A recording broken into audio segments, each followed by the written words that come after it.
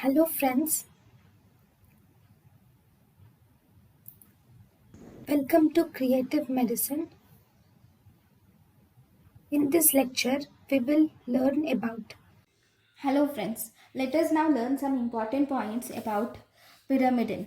So first we will see the structure of pyrimidines. Okay, so pyrimidine is a unicyclic, only one ring we have.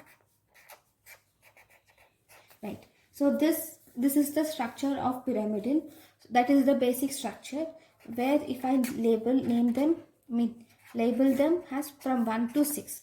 It is a 6-membered ring containing 2 nitrogen atoms at N1 and N3 positions. So we will see the derivatives of these. See, N1, C6, C5, C4. All this is derived from aspartate. Okay, whereas N3 is amide of nitrogen of glutamate is derived from glutamine, whereas the C is derived from carbon dioxide. So N1, C6, C5, C4 are derived from aspartate, whereas C2 is derived from carbon dioxide, whereas N3 is derived from glutamine. Right? So this is the structure of pyrimidine. Thank you guys for watching my lecture. Thank you.